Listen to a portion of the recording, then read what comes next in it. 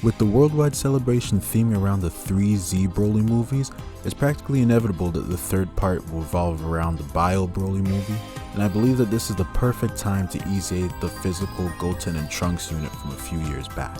They dropped on June 1st of 2021, and so they're a fairly old unit in terms of the EZAs, so they're well beyond due for one right now. And when these guys dropped, they were one of my favorite units to use, especially with those amazing AGL Goten, physical Trunks, and strength 18 EZAs that they dropped at the same time. But of course, as is with most units, they got shooed out of the meta as content started getting more demanding, and we're basically lost to time since. So with their possible EZA on the horizon to hopefully revive them and their team, I figured why not try cooking up a concept for them myself before the official one drops. So first, let's go over the unit themselves. Their leader skill hails from the era before there were even full 170% stats across the board, boosting gifted warriors and Kamehameha categories by 3 key, HP and attack by 170%, and defense by 130%. This unfortunately meant that they had the short end of the stick when it comes to leader skills in my eyes, because back then I always thought the attack and defense plus 170% was always better than the HP and attack or HP and defense versions. Their passive skill is pretty simple, boosting their attack and defense by 150% on super, with 2 separate 70% chances to boost their attack and defense by 50%, and gaining key plus 1 up to plus 3, attack and defense plus 10% up to 50%, and dodge chance plus 7% up to 30% with every attack that they dodged. At their absolute peak, with all these bonuses active, and with me doing the multiplication for you between the start of turn bonuses and the on attack bonuses that they would get key plus 3, a 500% boost to attack and defense, and a 30% chance to dodge. Their super attack raises their attack for 1 turn, while their unit super attack, which would activate when there was another Kid Goten or Trunks on rotation, or a Krillin just on the team, would greatly raise their attack and raise allies' attack by 30% for 1 turn.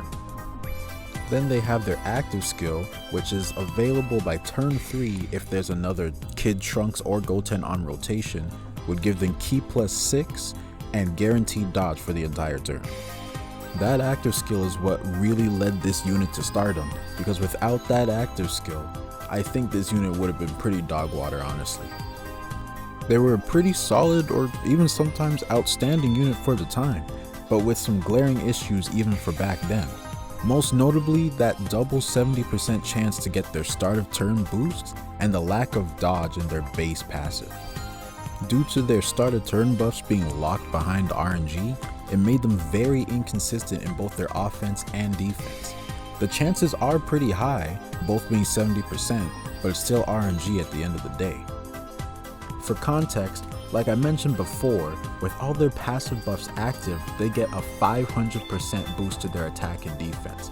But without even just one of those start of turn buffs, that drops to 350%, or even further to 200% if none of them activated. Or hell, even just a 150% flat boost if they haven't dodged anything yet. As you can imagine, this led them to get just absolutely ass blasted sometimes if they were caught out like this, and it would get them obliterated in the meta today. And speaking of their dodge buffs, their lack of dodge at the start of turn was another big issue for them. Seeing as they got extra attack, defense, and dodge chance from getting their dodges in the first place, it made them heavily reliant on both hidden potential dodges and the guaranteed dodge that they get from their active skill. Even after their guaranteed dodge turn, assuming they managed to get the full 5 dodges in that 1 turn, that still only left them with a 30% chance to dodge to help them survive the rest of the battle. And with an absolute peak of 500% attack and defense being reliant on RNG, a 30% chance to dodge just wasn't going to cut it. On top of all this, they're also heavily reliant on having another Kid Goten or Trunks unit on rotation. And at the time of their release, this wasn't an issue due to the EZAs that came around that time, but nowadays that's a bit more of a problem.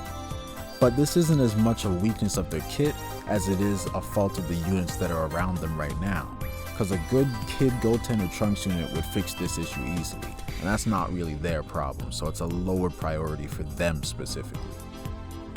So let's just recap their weaknesses real quick, with 1, them being too reliant on RNG for their boost, 2, having a lack of base dodge chance, and 3, having a very low max dodge chance past their active skill turn. So now that we've addressed their main weaknesses, let's get to cooking up our EZA. First off, we know their leader skill will be bumped up to Ki +3 and a 170% boost to all stats for gifted warriors and Kamehameha units post EZA. No problems there. Then there's super attacks where we actually start conceptualizing. First off, not raising defense on super isn't ideal on any unit, but especially for units heavily reliant on dodging to survive. So we'll change their super attack from raising attack for 1 turn to raising attack and defense for 1 turn. And with their unit super attack, they'll greatly raise attack for 1 turn, raise defense for 1 turn, and raise all allies attack and defense by 30% for 2 turns. I opted for a 2-turn buff, as with their leader skill, it's pretty unlikely that a lot of people are going to use them as leaders, meaning there's only going to be one of them on the team. So having that buff applied to both rotations would be really nice on them.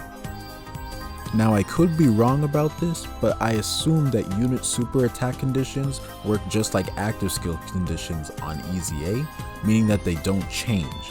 But if they were to change, the only thing that I would change about them is having the Kid or Goten trunks on rotation condition be switched to on the team just like Krillin.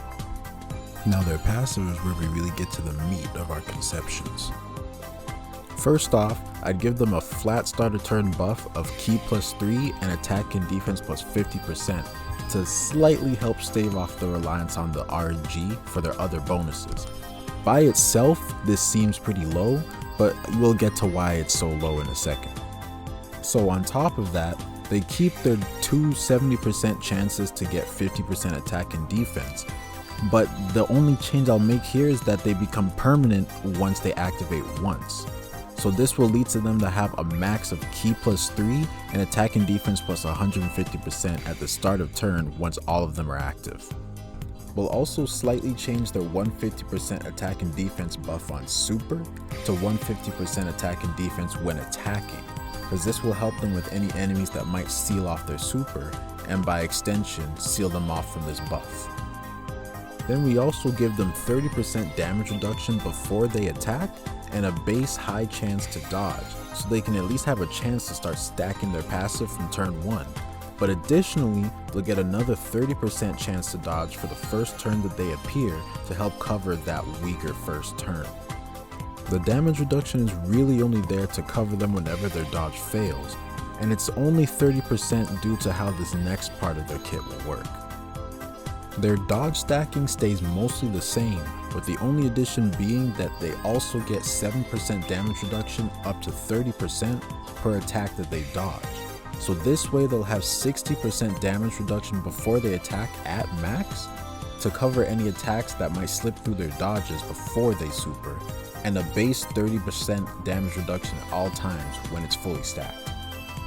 Then just to help modernize their kit a bit more, we'll have them launch an additional attack with a variable chance to become a super, and a crit chance that builds up by 10% up to 50% for every super that they perform. That variable chance for them to get that super will depend on the amount of rainbow key spheres that they collect, with a base chance of 50%, 70% with 1 orb, and then it's guaranteed with 2. With all that put together, their passive would look like this: Ki +3 and attack and defense +50%, plus an additional attack and defense +150% when they attack, 2 great chances for an additional attack and defense +50% for the rest of battle, 50% dodge chance with an additional 30% on their first turn, and 30% damage reduction before they attack. Launches an additional attack with a high chance to become a super, with a great chance with 1 rainbow key orb obtained and guaranteed with 2, and an additional attack and defense +10% up to 50%, and dodge chance and damage reduction +7% up to 30% with each attack evaded.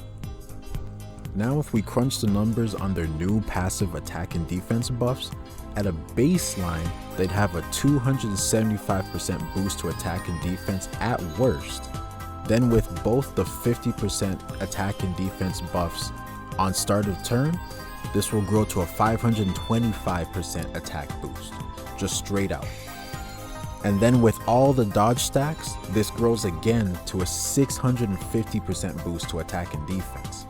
So to put that in perspective, that increases their peak attack and defense boost from 500% in their regular unit to 650% EZA. And that buff will only be magnified by their new EZA stats. This would only leave them with one other issue in having another good Kid Goten or Trunks unit on their team to let them use both their unit super and their active skill. So here's to hoping that Dokkan knows to either release or EZA one of those units to go alongside with these guys. And most likely they're going to EZA that Int Kid Trunks that they just gave us, and he has a pretty damn good baseline already. So I'm hoping that they don't mess up his EZA, assuming they bring that out in this celebration.